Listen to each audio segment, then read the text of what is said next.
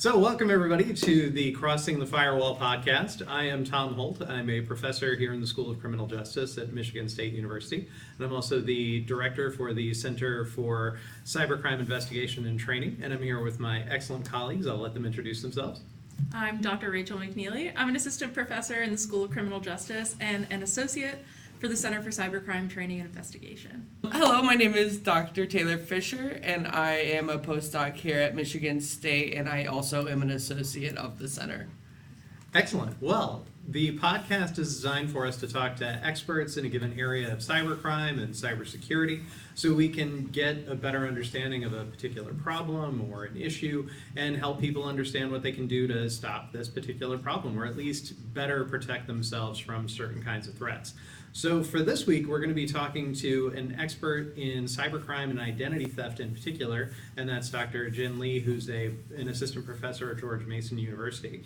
But before we get into it, one of the things that we just wanted to talk about for a second is the scope of identity crimes that are occurring and what really identity crime means when you hear that as a term. Rachel, what comes to mind when you hear identity crime? Just any kind of sensitive information that takes any form, which seems to be everywhere. And I think the common question is, do I even worry about it, right? Do I just assume that everything is already out there? Do you take defensive action? Do you engage with services that claim to find your information on places like the dark web? And I think there's just a lot of questions about how to approach it as an individual. But I think importantly, when I think of identity theft and sensitive information, it's all linked to each other. And I think one of the most important things that we have to remind people is that even if it's a very innocuous piece of information that you think can't presumably be linked to anything else, it most likely can be. So when your Pinterest account from 10 years ago, right, is breached, you probably have to pay attention to that, especially if you've been using the same passwords for 10 years. So. Same passwords.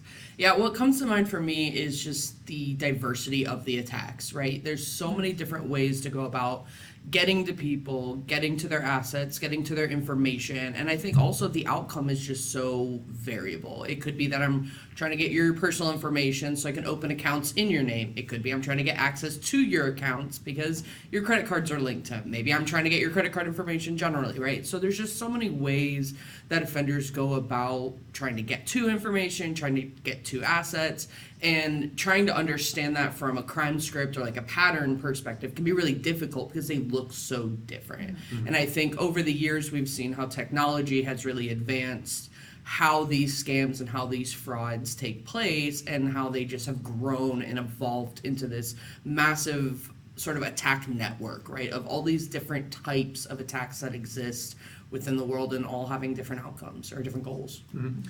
And in some cases, it's not even a technical attack. It can be negligence or error, whether you leave a laptop in the back of a car with sensitive information on it, or you have a very weak password, or in some cases, there's no password at all, and suddenly the data is accessible to anybody.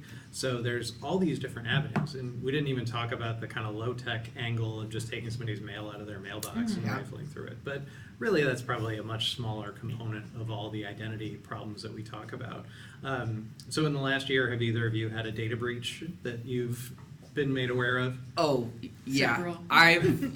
There's that website, Have You Been Pwned? Mm-hmm. I go and put my information in there every about 6 months, just to make sure. And I think the last time I checked, there was like 7 or 8 different places where my email address and whatever password was associated with it were available. So I know it's out there, right? Like McNeely was saying, trying to use different passwords and use more strenuous passwords is so difficult and so not what I want to do.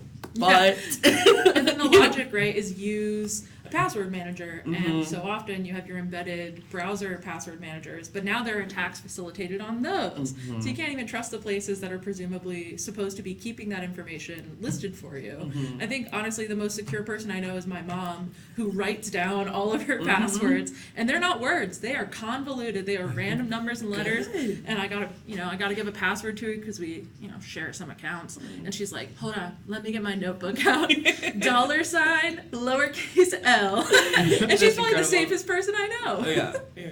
Well, it's scary. Did you hear about the hip shipper breach, if we even want to call it that? I've heard the name, but no, I don't know much about it. So they handle back-end shipping for Amazon and eBay and Shopify stores. Okay. And they had 14 million records just sitting in a bucket of data that wasn't password protected or anything else. So it was identified and people said, hey, this is a problem. But it's months and months of material just sitting there with customer records, invoices, addresses, all of that stuff, which would make for a great way to phish people or create really good spam or any kind of tailored attack. So we're just at a point in time where it seems like you can be the most secure person in the world, but if that back-end service provider isn't doing their due diligence, then what good is it? We're kind of forced to trust organizations to be good stewards of data, and we know that there aren't all that many guidelines or accountability in place to make sure they're doing that. And one example I saw recently was if you ever enter a new password into a website and it says this is too similar to your old password, that is a red flag that they're not hashing their passwords. They should not be able to compare your passwords in clear text to one another. And so Interesting. that's an immediate sign Yeah. that they're not being good stewards of data. So it's everywhere. That's interesting. Well, all right. Well, that leads us into our guest for today. That's Dr. Jin Lee, who's an assistant professor at George Mason University. Jin, it's great to have you on. Thanks for having me, guys. This sounds fun. Yeah, well, we hope it is. We're trying to make people aware of hard problems like this. So what got you interested in cybercrime in general and then identity crime related work in specific? Yeah, so my interest in cybercrime initially came from witnessing how this novel piece of technology being introduced to society, how that gave a lot of folks different benefits and affordances, but then in the other perspective, how those same benefits can be misused and misappropriated to generate harm. And I think early on it was like, oh, well, how much harm can it be? It's online, it's digital, it's not physical. But then seeing that manifest in people's lives and seeing how that impacts their psychology, their emotion, their finances, and even socially, just seeing how these things that we would assume were conceived for benefit translated into harm. And so as we talk about identity theft, I think one of the things that fascinates me about this particular topic is the constant contradiction that we exhibit, right? Like even among us cybercrime scholars here, it's like we know that it's dangerous, but as Taylor mentioned, yeah, but then it's not convenient to do all these things, and you have to almost trust these companies. So you know that there's a lack of trust, and yet when we go to Starbucks or whatever and we want to use their Wi-Fi, no one's reading these terms and conditions because it's convenience, right? Knowing that you probably shouldn't be surfing, or using your online banking here. But you're like, well, but I have to pay this now, and I want to do this now, and so let's do it. And so it's this constant contradiction that I think is interesting, given that we talk about, or we will talk about, all these other cool things that can be done that are more high tech, and then one could argue that some of the low tech methods might be more helpful at times, right? If this is a deception problem, if we are favoring convenience, how do we get people to not favor convenience, knowing that these are catastrophic harms that could potentially derail things like your credit, like your mortgage, like your, all of these important things. And so we'll talk more about it, but yeah, it's the dual faceted nature of not only the crime, but how we react to it, right? We talk about it as being super important, and yet when you talk to people individually, they're like, yeah, it's very important, but I'm not doing much about it. Right, and I had this talk actually with my class on Monday, my PhD cybercrime class on Monday, and it was like, how many of you guys think this is a huge problem? Hands go up. What are you guys doing about it? Hands stay down. Would you change things after this class? Hands stay down, or they're mixed, and it's like, this is a very odd issue. You know it's bad, and yet even after discussing all of these harms, it's like, well, is the trade-off worth it? And I think that's a very interesting way of looking at this growing phenomenon. Absolutely. I think one thing to note is this group of generations, I think, is exposed to technology without the knowledge of the risks behind it, right? And so a lot of trying to get people to get past that convenience and get past that is, I grew up with Facebook. I put all my information on Facebook in high school and never thought twice about it. But nothing ever happened. And so I think it gets to that multifaceted point that you made, that just because my information's out there doesn't mean I'm actively being victimized, right? It doesn't mean that a fraud is being taken out against me, or fraudulent accounts are being created, or my money's being taken out of my account. And so there might be something about this generation, the way we talk about these issues, that balances that risk and reward of using it, right, as technology, and maybe just balances that differently. But like you said, trying to get people to do the right things is an ongoing struggle. No, I think of two-factor authentication and how much people hate using two-factor authentication. And it's kind of an easy, remedy that you can offer to people. You have this risk, people are worried about it, they know they're at, risk of losing information. Do you want to use two-factor authentication? Heck no! No, I do not. So there's this fundamental mismatch, I think. Absolutely. So how do we stop the problem of identity theft, or even can we? So I think I think the first step could be understanding who's involved in this fight collectively, right? And knowing what each party, what each entity does and what they do not do well, right? And I think this is a problem that we often have, is that, like, when I tell folks, have you contacted X? Have you reached out to Y? They're like, I didn't know the FTC cares about this. What's FinCEN, right? Like, what is the IC3? The FBI cares about my identity. It's like people don't know about it. But then even among those that do know about it, there's this conception of, well, what do you really do? So if I report this incident to you because you tell me to, what does that do? Do I get any immediate support? Is there, or is it more like a reporting ticket system where I send something in, and if the sky's falling, that's when I'll figure it, that's when I'll find out. But otherwise, you're not gonna let me know that, this case is pending, that it's in progress, that it's being adjudicated. So I think across both the police and professionals and victims, I think there's this disconnect of, what are you doing? What am I doing? What can you do better? What can I do better? And because of this disconnect, it goes back down to this, I'm just going to do what I think is right because I don't know what information is valid. I don't know, even if I were to do X, Y, and Z, if that has any substantive impact. And I think that's where we could start is, in a sense, get people at the table to discuss what we do, and then think about effective messaging campaigns to get this messaging across, right? And I think that we do this somewhat with other offline crimes, right? Where if this were to happen to you, you know what to do, you know what to expect, right? If someone goes missing, you know who to contact, you know the number of hours it takes, and then you even if you don't know the exact details, you know the basic procedures.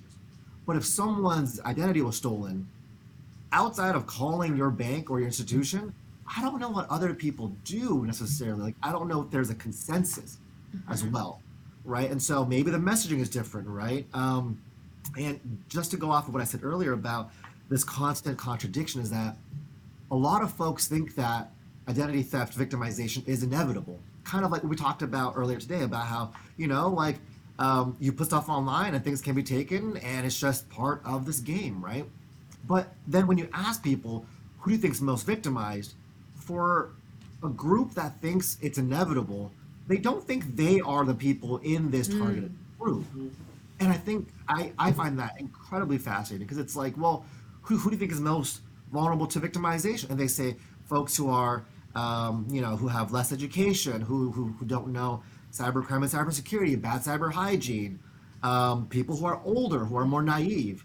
And then you ask, oh, hey, have you been a victim? Yeah, of course I have, but haven't you? And it's like, but you wouldn't say you're old, naive, undereducated, you're a cybercrime person working in tech. Like, what do you mean? And so it's that, it can't be me, but it's me, which to me is just baffling, because how you can think about this with certainty, and then when you're pushed to answer it on your own terms, like you take a complete 180.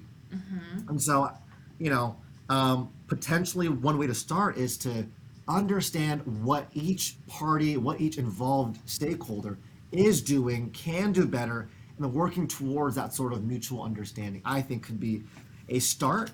it sounds like a lofty goal, but I think that's one thing that we could potentially start doing. Yeah. So what do law enforcement agencies do already? You mentioned the FTC, you mentioned the IC3. Can you talk a little bit more about who's doing what?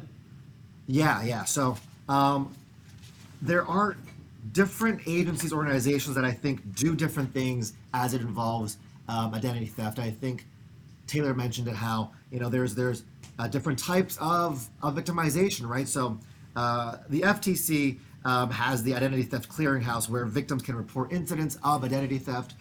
So if you look at across various different sources, they'll say if you are a victim, contact the FTC first. This is what you should be doing. They record your incident, and they give you a sort of guidelines on how to proceed, if you will, right? IC3, that's the FBI branch, the Internet Crime Complaint Center, and they also take in reports of cybercrime-related identity theft incidents, right? So I guess the FTC doesn't necessarily have to be cybercrime infused, right? Whereas the IC3 would be if you knew that it came from a digital source, as opposed to an offline, someone took your mail kind of thing, right? Speaking of mail, the Postal Service also does things if it involves mail fraud, right? If it involves tax and whatnot, I think that's FinCEN, the Financial Crimes Enforcement Network. The IRS is also involved. If your social security numbers were compromised, that would be the SSA. And so, I think there are different types of agencies that are at play. But going back to what I said earlier, I think even within this this landscape, I just feel like it sounds overwhelming, even as I'm saying it. It's like IC3, FinCEN, FTC. I mean, let's just keep dropping these acronyms, right? SEC is involved too, right? And at the end of the day, it's like, do people know this? And is there a way to streamline this process? Is there a way for these different organizations to work together collectively, right? And I think almost,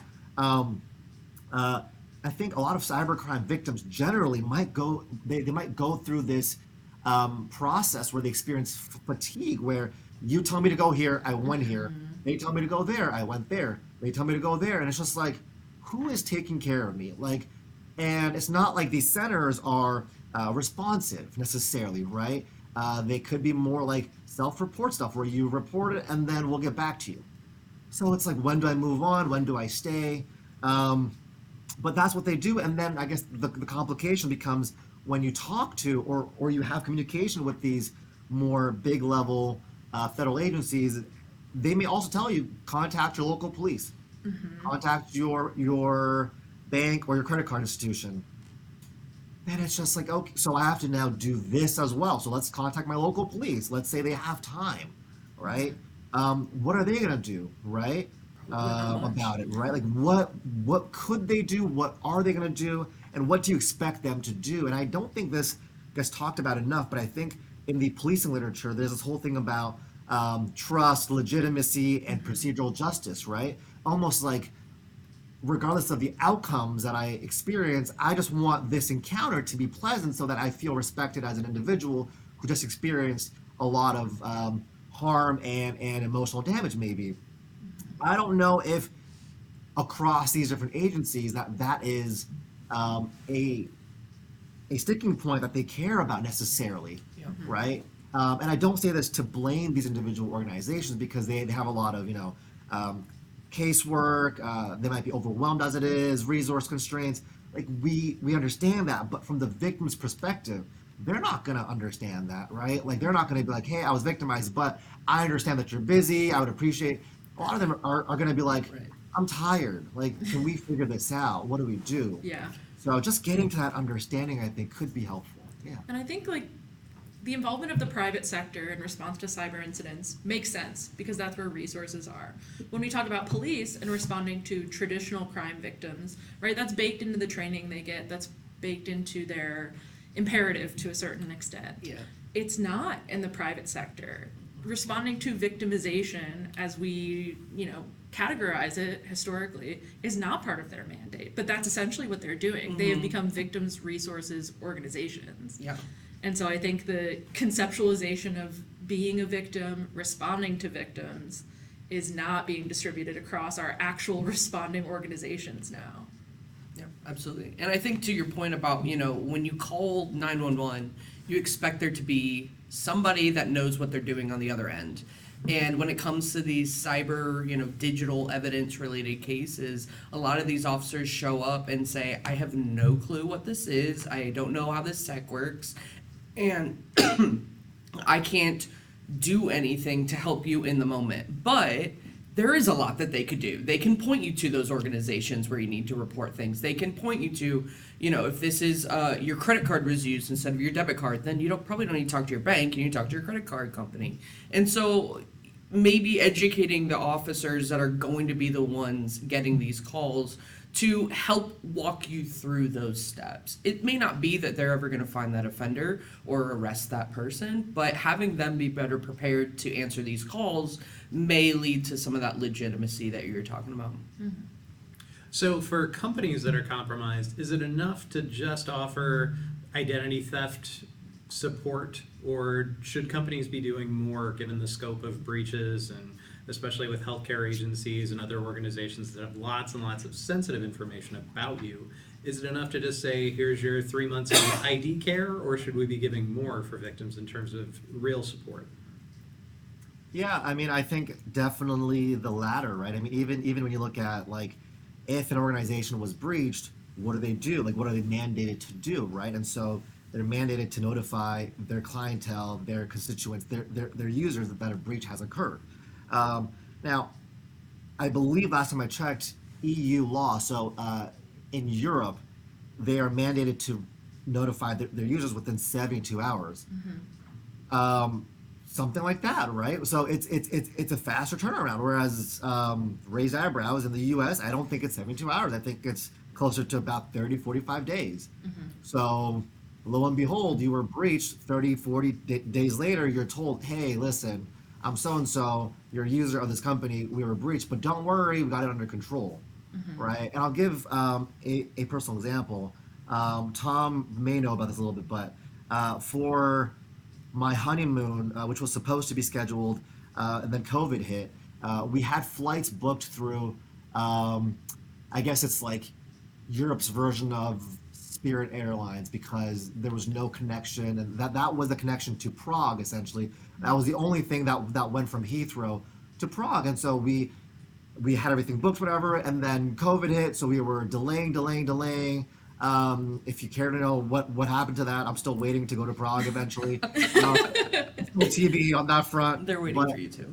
I remember when, it was like mid-COVID, we were thinking about it, all of a sudden we get an email from this airline in Europe, and they're like, hey, we were hacked, we were breached, but don't worry, we don't think your information was a part of that leak. And I remember telling my wife and being like, okay, so this email, one, is super generic. Two, like you parse through everyone's data to realize that mine was safe. And three, it's like, it's not even just like your driver's license. Like if it was from Heathrow to Prague, passport and all of these things, right? And I'm just like, okay, well, great. As I write my dissertation on dark web stolen data, great. Let me just add in an acknowledgement, right? Thank you for telling me how important this work is, right? Because, but they did it quickly. But even when they did it quickly, I didn't feel like there was a true remedy being done, right? It was like, hey, this is happening, we'll take care of it, right? And this goes across, different sectors, right? Like when Verizon or AT&T or T-Mobile are breached, right? It's like, oh, here is software that we have for you to download for free and use that will tell you if you've been a victim.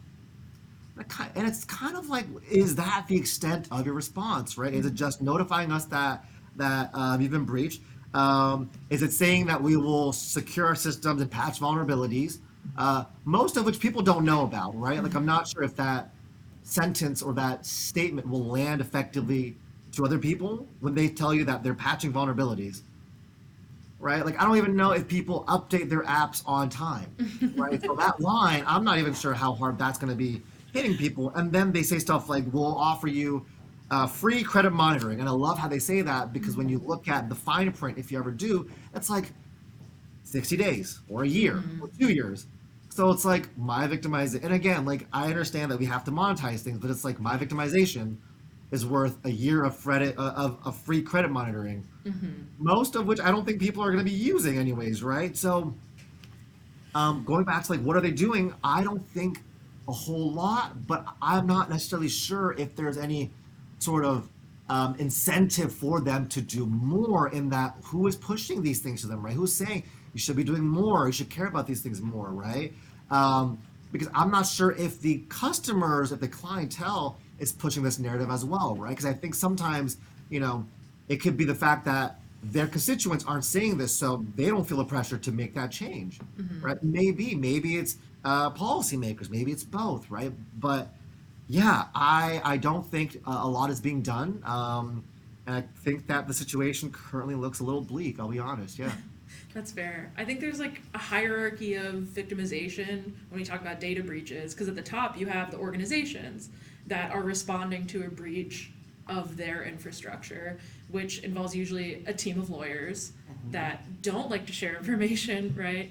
And the focus is inward and it's about liability. Yes. But then you have the kind of spillover, the trickle-down effect, if you will, of all the individuals affected by that organization's victimization. And that's kind of a secondary concern when we're talking about, private sector, big corporations. I know that's a problem with school data breaches, because counties have been hiring these like specialized data breach lawyers who do not share information, and a year later you have parents saying, hey, by the way, your kid's social security number was stolen, but it's fine.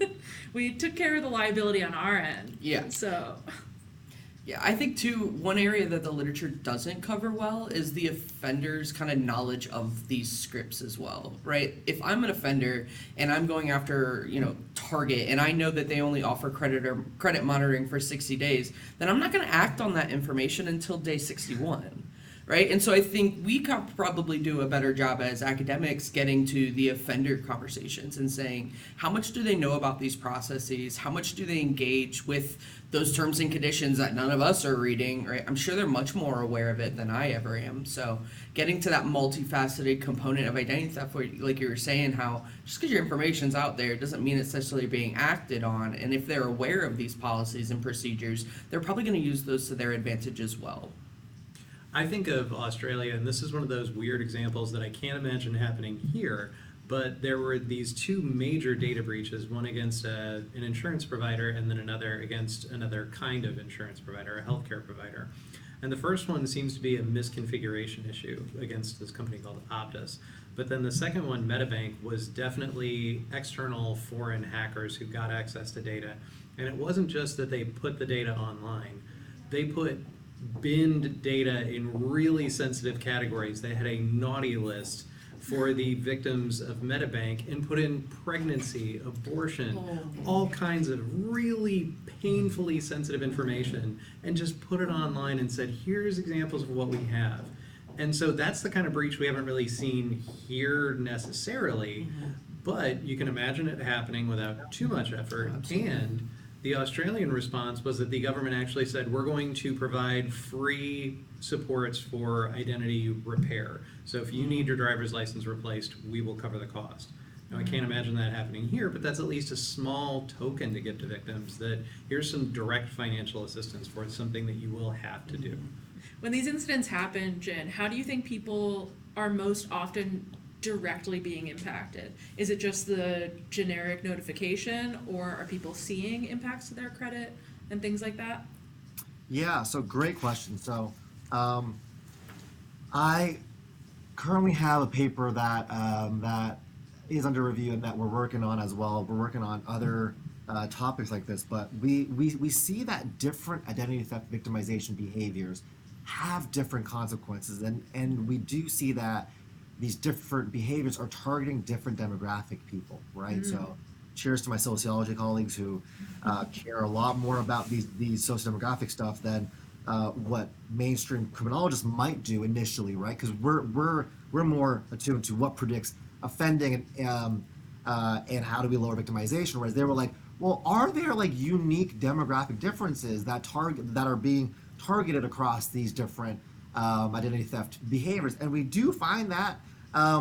So, to no one's immediate surprise, when we compiled 2012 to 2018 NCVS data on identity theft victimization, we found that 47.8% of victims were solely or mostly credit card misuse victims.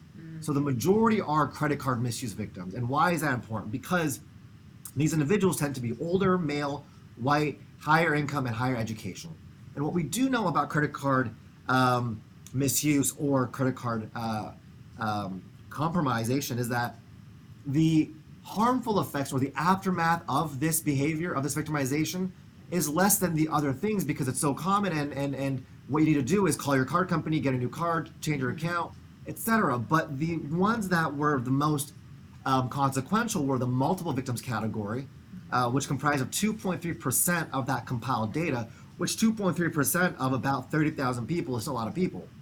But these individuals tended to be younger, unmarried, female, Black or Hispanic, from lower income, and have lower education.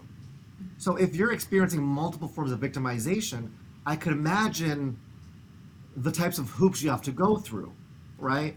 And I think a paper by Cooper Maurer also mentioned that there is these unique layers even within these demographic victims, in that individuals who, so if you look at certain traits individually, they may have a very small effect, but if you look at them collectively, they may have a bigger effect. So let's say you are a woman, but you're also from a minority background and you are undocumented, for example.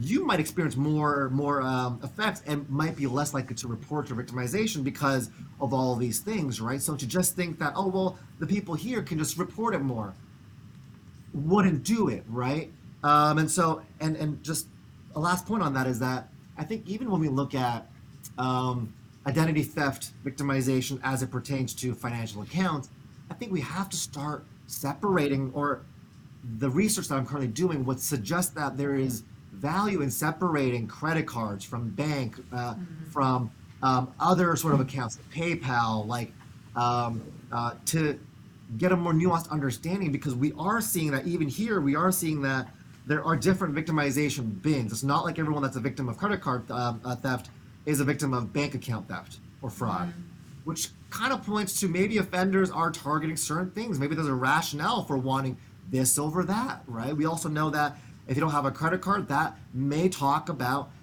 your affordances, right? Maybe you have low credit, maybe you can't because of certain legal issues, right? Whereas bank accounts, maybe you have that, we also know that younger people have bank accounts because that's what they can have prior to having a credit card, right? So maybe these attacks are more targeted, right? And I think understanding that not all financial identity theft is the same. There are different ways that offenders approach these things, and different victims are categorized into these different bins of offender or of victims, right? Which I think will then talk about what can we do in terms of mitigation and prevention, right? There's often this talk around a one-size-fits-all model in public and in private organizations about cybersecurity education, right? Cybercrime prevention education, right? Let's roll this nationwide program on cybercrime awareness. My issue with that is, do we know if this national program campaign works? Like, what gives you the impression that these things will work, right? We can understand that it might be cost efficient, it might be more effective to do one campaign than do several other ones, but do we know that they work? Do we know that they have high knowledge retention, right? Like behavioral economics would tell you probably not, right? Behavioral economics would point to you smaller, more brief, more concise, frequent messaging, right? Marketing would even tell you that, right? So we don't know if these things work. We're inclined to do it. We have the money to do certain things, but I think it goes down to, like, let's understand different victim perspectives, even understand why victims aren't reporting, right? And so here's where qualitative research would be key, right? Why would you not report? Is it a convenience thing, right? if you took these cybersecurity trainings, do you still fall victim to phishing campaigns? Why? And if you talk to them, maybe it's because, well, these modules aren't the problem. Maybe it's the end user. Maybe it's, I don't want to do this. You make me do a quiz afterwards. I'll go eeny, meeny, miny, mo until I pass, and then I'll pass, right? But if you talk to, and I was talking to someone at MIT a few months ago, and they were upset at the certain approaches that public organizations were running, and what they suggested to a crowd of mixed applause was a lot of private companies, according to this individual, do things like, we will run fake phishing campaigns within our network, and if you fail more than one at a given time, you are dismissed because you pose a very high risk to our company, right? Which again, the raised eyebrows here would show the mixed applause. Some people were like, yeah, this is effective. People are going to care when their bottom line is impacted, right? Whereas I'm like, wow, I mean, I don't want to play God necessarily in that realm, right? But there are different ways of going at it, right? Where you see like what is broken. And I think the gut reaction is maybe our cybersecurity modules, our trainings, our awareness campaigns aren't effective, period. But we don't know that they are or that they're not. And even if the modules are working, maybe it's training the end user to value these trainings, kind of like law enforcement training, right? Like maybe it's not the actual module, but the officer behind it who's like, who cares about this? I've done this before, right? Well, maybe you should care. How do we incentivize this whole caring aspect, right? Just food for thought, yeah. And I think beyond to the curriculum being evaluated, the platform that it's being provided on, right? Some of the research we've done has shown that older people don't like text messages. College students, if you do anything but text me, you're not going to get a response. And so, looking at what is going to be receptive to the audience, what is going to be receptive to these different demographic groups, I think one piece that really stands out for me is we did a project where we knew these individuals were already victimized because we found their information on Telegram. So reaching out to these individuals, providing educational material to them was no more effective than some of the general efforts that we had done, even though we knew these people were victims. And so seeing how the way we went about communicating with them didn't even really matter much if they were already victimized or not. And so I think that goes to show that text messages in that instance may not have been the most effective way to reach out to people. And so I think getting to knowing how to trust sources, knowing how to question sources, knowing how to not just click on a link because it says it's urgent and you need to deal with it right now, right? Those little things that we can build up into this curriculum, we just don't have the answers for in the literature right now. How do you see something like AI making identity crimes worse? Or do you think it can be used to make things better? So I know that a lot of private and public organizations are using AI to help them detect these attacks more, right? So that can be helpful. But I think in terms of like the offender's standpoint, like you can almost like, so one thing is maybe with the use of AI, you could improve your campaigns, your attacks, your strategies, right? If you have more information at your disposal, you could almost get through some of these prevention tactics that were employed in the past, right? But I think we have to invest more in this lens of how do we come to grips with AI in these other realms, right? And I think even with AI, it's such a big term that people don't necessarily understand, right? Like even when we talk about supervised machine learning and unsupervised machine learning, right? People don't even know what machine learning is, and then when they think AI, they think robots, or if you're in this college environment, they think ChatGPT, right? As if it's novel, but like the software of ChatGPT, proprietary as it is, like that whole logical base behind it is not like OpenAI wasn't the first to come up with these things, right? So I think we have to do a better job of understanding these different affordances, right? And talking about how we can leverage these tools to better prepare people, to lower victimization, to improve our chances of combating these crimes, right? So one of the other things that I constantly wonder about, you pointed out different populations. We never really talk about youth victimization when it comes to identity crimes, but Rachel hit on it, that schools are getting data breaches frequently. Any healthcare organization might have youth involved who are potentially losing information. Why don't we talk about this? What's something that we could do to better improve our understanding of juvenile identity crime? Yeah, so actually, as I was looking things up, there are specific youth-oriented programs that are available. I'm not sure if we know about these things, but this goes to the point about a lack of awareness, right? Like, Australia has a program called CyberSmart where they teach children about online risks generally. Google's Be Internet Awesome, for whatever you care for that name, Be Internet Awesome.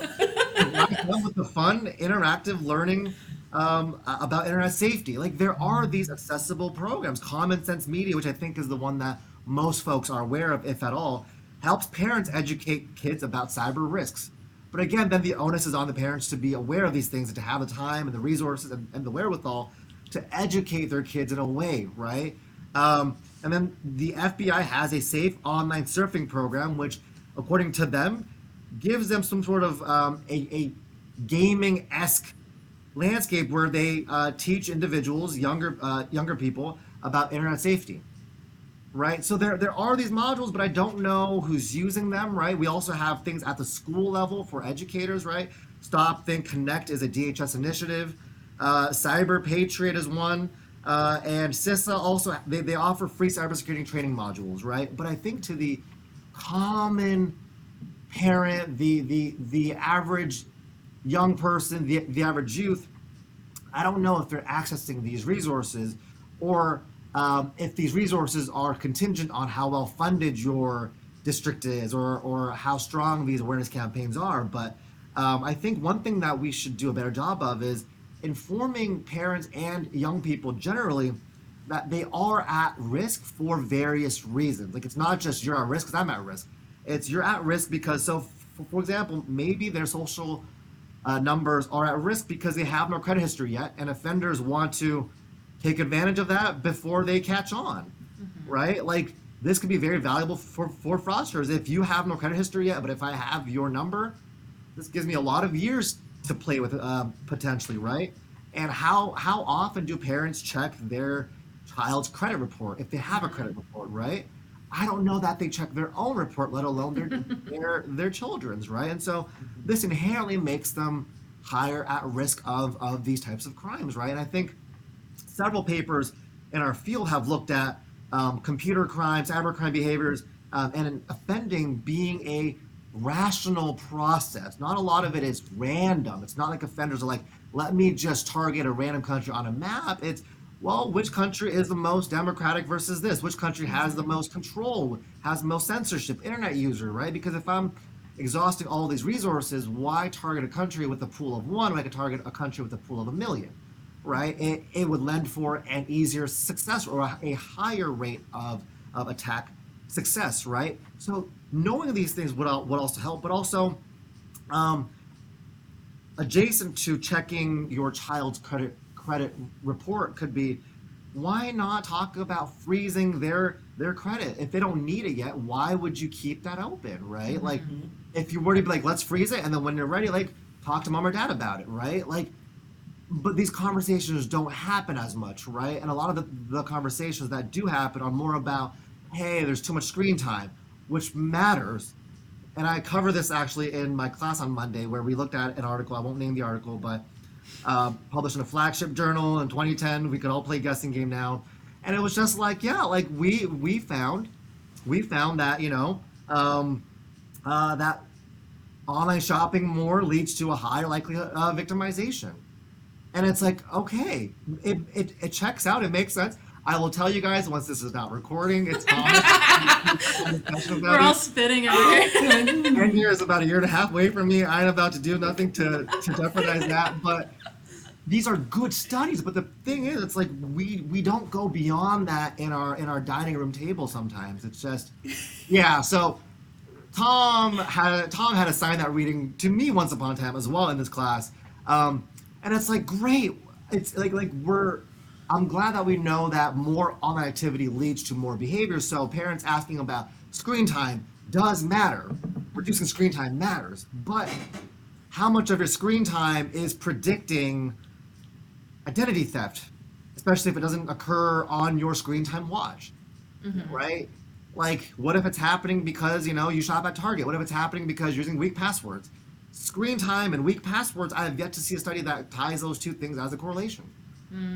But like, these are the things that I think we could start talking about more, or things that we could be raising awareness of to the average person, right? So that the conversations don't just end at, hey, lower your screen time, but it's, sure, use your iPad less, but also, what are you doing on the iPad? How secure is it, right? Are you using it, like, what is HTTPS, right? A lot of folks are like, there's an S behind that, and I'm like, great, let's check that, right? Like, let's check. We're not playing Scrabble, but let's check, right? Yeah. Maybe you'll score more points, right? Like, things like that, I don't think are necessarily all the time there, right? Which I think could be small things that we improve at the more generic, everyday, every person level. I think it's hard because cyber hygiene inherently includes financial hygiene and all of these other skill sets that, Social. As a millennial, we kind of group into adulting. Yeah, exactly. But it's all tied together, right? And there are skills that are kind of sprinkled throughout rather than ad hoc efforts made after something has happened. And so kind of the normalization of understanding how to live defensively, really, with your information. Yeah. As bleak as that sounds, that's where we're at, is it not? Absolutely. And like, just to add a small thing there, it's that like when we talk about things like social media etiquette, right? Not so like don't upload your driver's license, don't upload your passport, don't like the amount of times I see people uploading their passport with like their flight ticket, right? It's like, why are you doing that, right? But when you talk to so lucky for me, I'm volunteering every weekend at like this youth organization, and so I hear what youth think and how they process things, right? And so I was telling them about, hey, don't upload these things. Like, I'm sure it's rad that you got your license, you can drive now, right?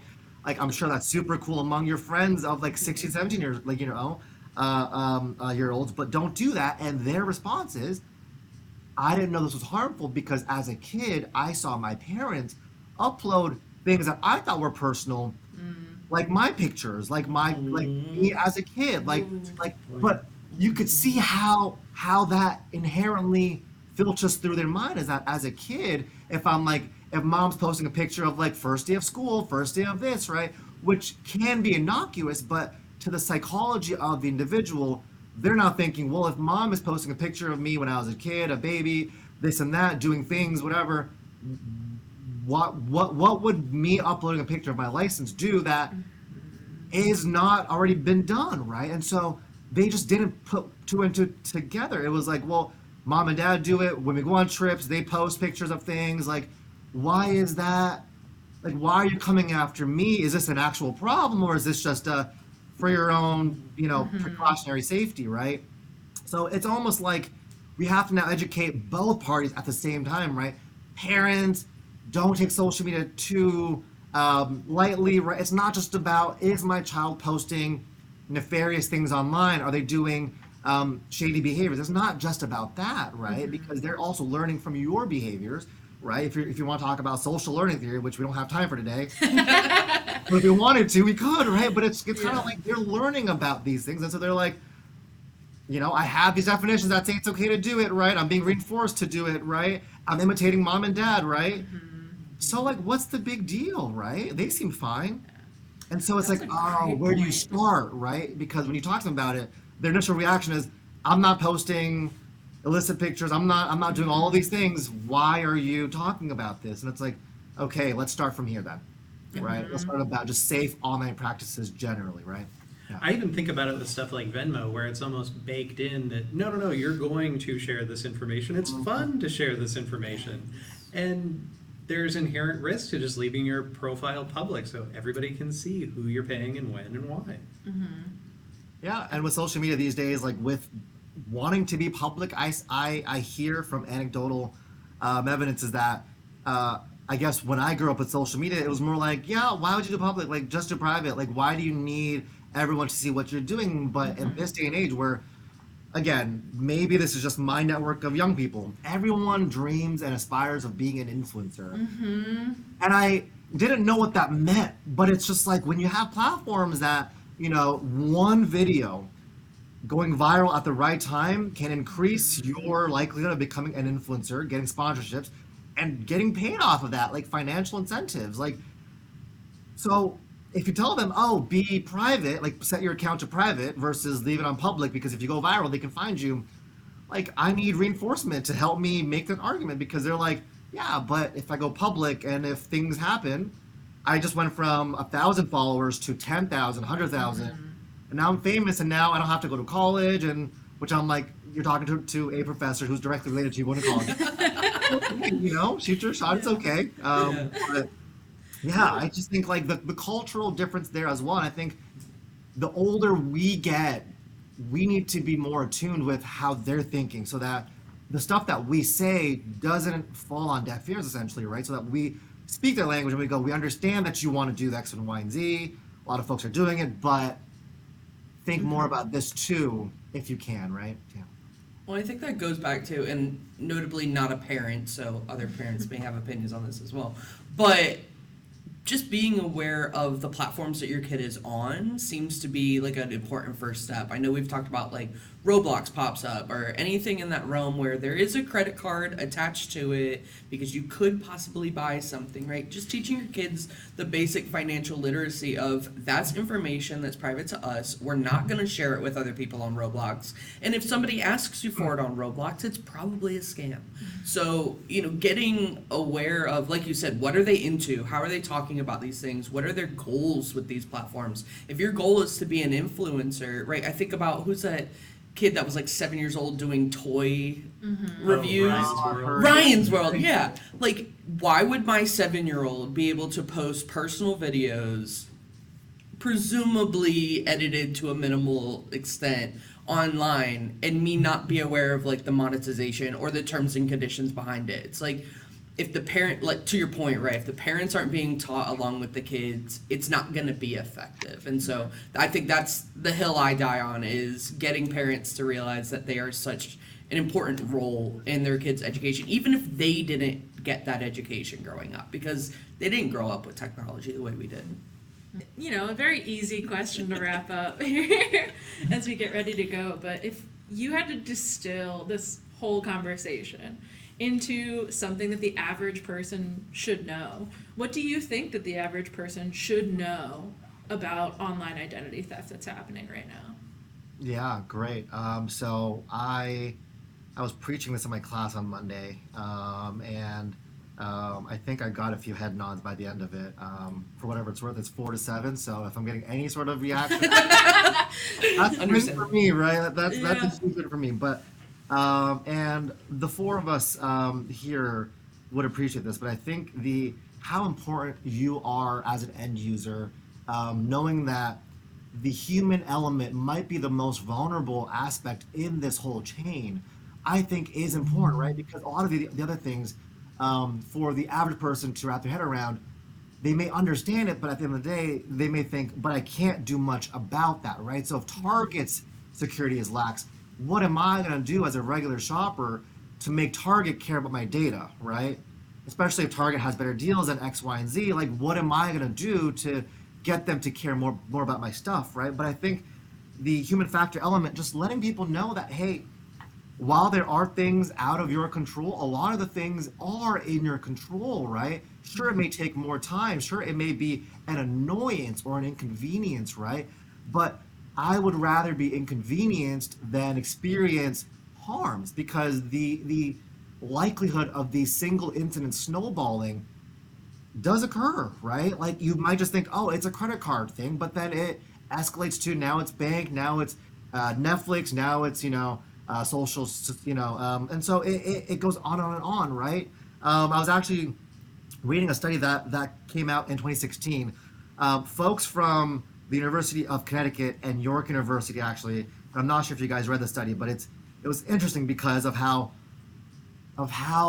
insane the things that they put in the study were. But they ran a study where they had respondents download a fake social media app, and within that downloading app, they had to go through and read the terms and services, right? The terms and conditions. And so prior to saying, yes, I want this app, they have to read through it, hit that confirm button, and then the app downloads.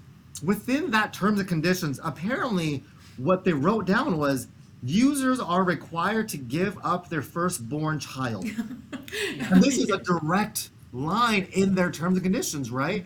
And almost everyone consented to downloading this app, right? And when they asked people and when they did more research on it, they found that 74% did not even read the policy, right? And among those that did, those that claim to have read it, didn't read it carefully enough, right? Because almost all of them consented to it. So this is what I mean by, when we see stats about 96% of people are concerned about their privacy, but few take action, this is kind of what we mean, right? This is where it's like just being cognizant and concerned clearly isn't moving the needle, right? And I think that's the problem, is that, we could talk about how important these things are, but if these discussions aren't leading to action, maybe the next wave of research could be about how do we incentivize to push this needle forward, right? Like, it took me several years to get my wife to understand how bad cybersecurity stuff is, right? And so now she updates her apps right away. She tries to read things. She doesn't go on her AMX account using public Wi-Fi. Like, she cares about these things, right? And she was at a trip in Japan, and she got an email that was a phishing email, and she called me right away. She was like, "Hey, this seems really proper. Is this fake or is it real?" Right? And when I read it, it was like one of the more technically like well-made phishing, scam emails, right? And it's just like, it's these things, right? Where how do you get people to take it seriously and to understand that you actually have more influence than you think you do in increasing and reducing your victimization, net of just stuff like use the internet less, shop online less. Yeah, right. We've come to the stage where that's inevitable. So then how can you still shop on Amazon while being safe? How do you still do your online browsing while maintaining some sort of security, right? I would emphasize the end user human factor element. That's something that I would push, and in the future think more about innovating ways of incentivizing these things, right? So that it doesn't just end at education and awareness and knowledge, but translates to actionable things on the ground, but maybe also policy, right? That's good. Thank you for being with us. We appreciate it. It's nice to feel like there is some light at the end of the tunnel, that we're not completely screwed at this point when it comes to identity theft victimization. So we're glad you could join us. Absolutely. Thank you for having me. I appreciate it. Yeah, Thanks so much, absolutely. Jen. Thank you. Thank you. And we'll see you the next time we cross the firewall. Thanks for listening to the Crossing the Firewall podcast. This is a production of the Center for Cybercrime Investigation and Training in the School of Criminal Justice at Michigan State University, produced by J.J. Thomas. The thoughts and opinions expressed are those of the hosts and the guests and do not necessarily reflect those of the university. If you have a comment or a question about the show, please email us at crossingthefirewall@gmail.com. Also, make sure that you follow us on Instagram and LinkedIn for more information. And if you're enjoying us on your favorite podcast app, please make sure that you like the show and leave us a review so that way everybody knows what we're up to. And if you're listening in on YouTube, make sure that you like us and subscribe so that way you're staying up to date on everything that is crossing the firewall.